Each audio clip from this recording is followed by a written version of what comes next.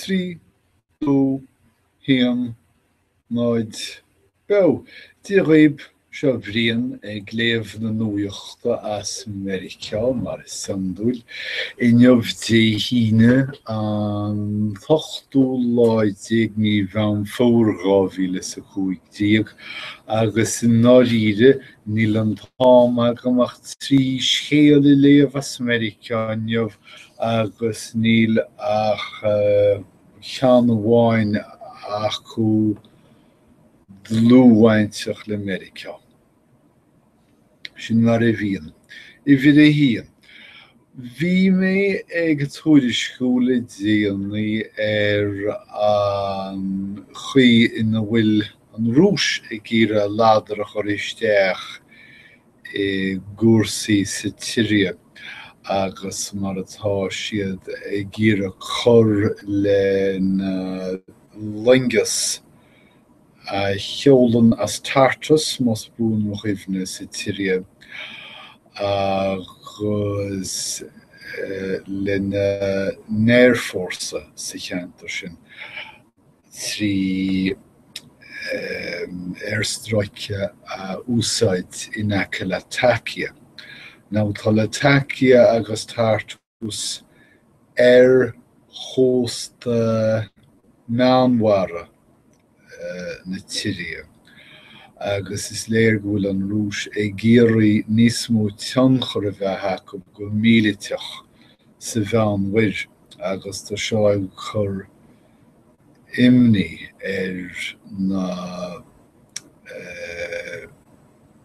tíortha iartharacha.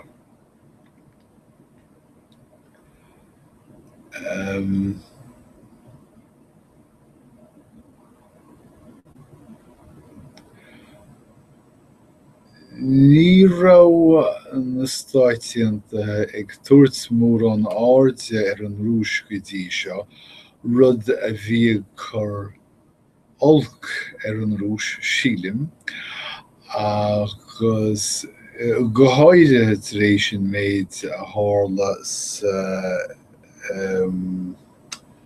sa chríomé agus san Ucrain goitine.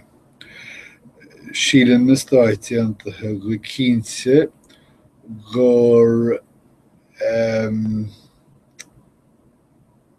tír neamh an tríofa I an rúis agus bheith an ceart acu, ach is tír lán armthe I an rúis freisin, agus caitheann na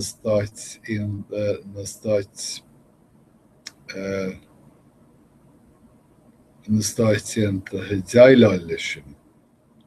Agus mar sin bheidh in áit ar a stáit John Kerry dul I deagháil leis na rúisí bheidh fórsaí míleata Mheiriceá ag caint le fórsaí míleata na rúise.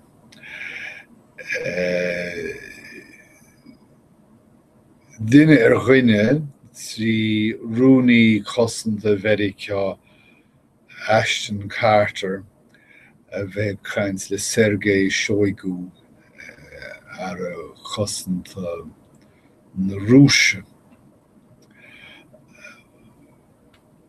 Iontas na Aontas dar liomsa seo céad chórá na bheirt ó chua túsal Carter in Effig 7 hin. Agus thocra an bheirt chaintní a chuineáil le rá bheicníochtaí déchaimhlinte sláán na scéalaí sa tíre. Tá an rúis tar éis an bhunáit seo orbert in aice le takia le déanaí agus tá eitleán córaich chorra a chu isteach an sin. in de measc suúchaid scairzetlan suúchaid ingerán do omfar trúpi agus ingerán gunnaí. Lawer effigeach faoi chuineal a neithnideachais le déanaí ag rá gur eitiil fiche eitleán ompar isteach san airstreiche seo sa bhunáit éireann seo le 10 lánús.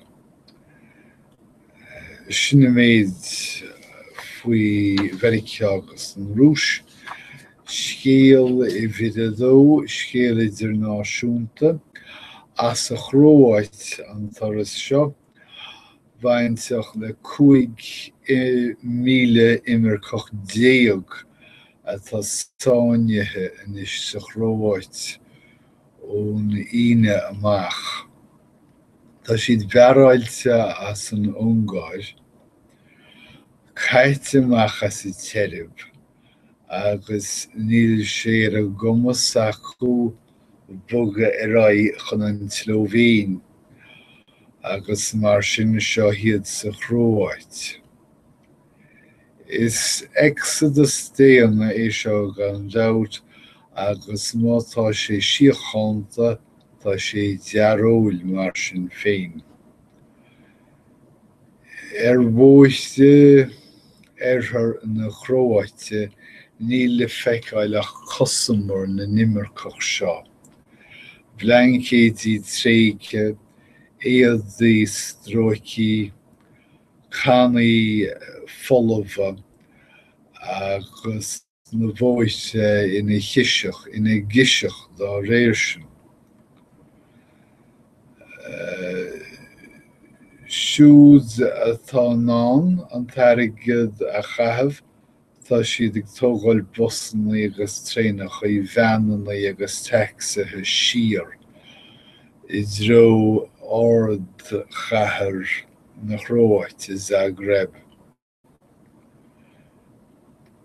Ach is léir go bhfuil cuideach go tríochta agus go bhfuil turas pianúir caite acu ag baint an chróáite amach. Tá na bealaí taistil agus na campaí flódathe níl bia, níl ompar agus níl áit le dul acu. Tá rionteacha ag smaoine fille ar a díortha dúchais. Tá na himircí seo sáinnithe idir teorannacha ach tá siad sáinnithe in dá léire freisin.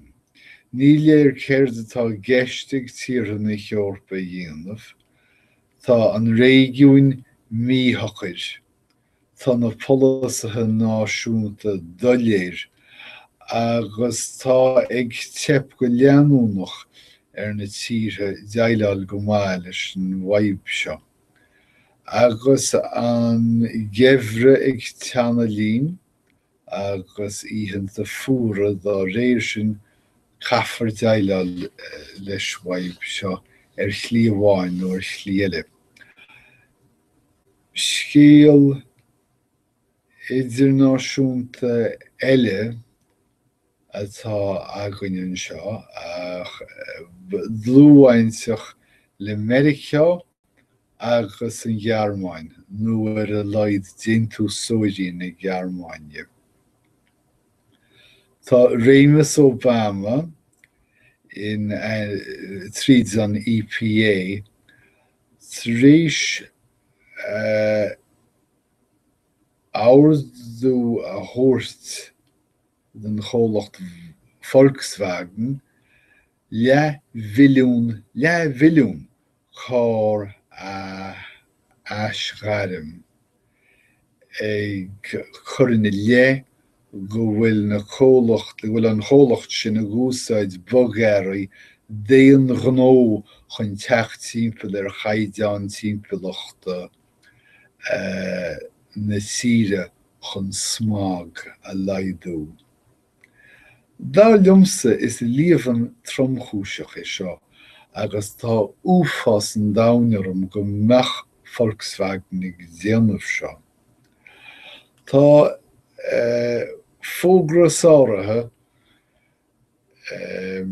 éisithe anois ag an EPA, agus siad atá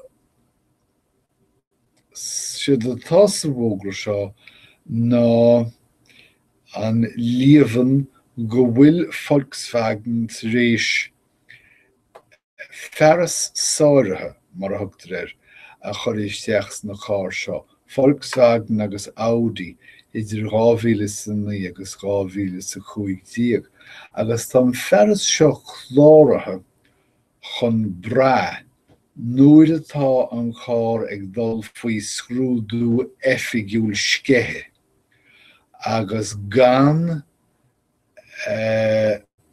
córais smachtathe scethe a chur ar siúl ach ag an am sin. Agus an chóras seo a bhuacha nuair atá na chár seo ag tiomáint de gná. Mar is éidim chuireann sé seo úfásar. Tá feras fritzúilethe ag na chár seo agus chun teach timppel rialachaí fritzúilethe na Stát Aontaithe. Tá Volkswagen tar éis na feras seo a chláú nach naibreois an feras fritzúilethe agus an cárig tiomáint de gná. Ní aibreoí an feras ach bháin nuair a bhí an scrúdú timpmpelachta ar siúl. Seachaint é seo go siimplí. Tá sé 9 lí agus aontaim le Cynthia Giles an riarthóid don EPA a thugann na fiscal bagart ar chláinte paimhlí é seo. Siad a dhéanann na bhogéirí ná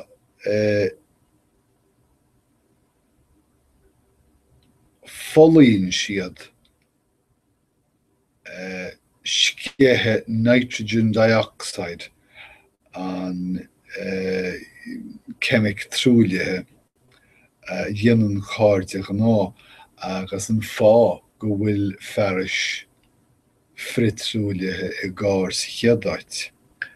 Tá súile agam go gcuirfear an dlí ar a ggólacht, agus is rud dochraid é seo domsa go mbeadh cólacht Gearmánach ag déanamh seos na Stáit Aontaithe. Sin iad na scéalta don láinneamh, tá lá iontach aimsire agan arís, an spéir gorum agus an teocht hart fá 7-5 8 géim nó mar sin. Níl is agam céir tá túrtha don deireadh seachtaine ach rud amháin ar féidir le tú a thuair ná go mbeidh cliffe mór pelle ar siúl déadúna idir bhuileach líam agus círaí. Agus tá cáirte agam as an dá chathair, as an dá áit go leiscéil, as an dá chundé, agus níl is agam céró ar cheartam má hacaíocht a thuairt ach go mbeadh an bua ag an foireann is fearr sna méid is féidir le marrá. Bhíocht deireadh seachtaine iontach agam agus go dtí go bhfeiceam muid i chéad arís slán agus beannacht.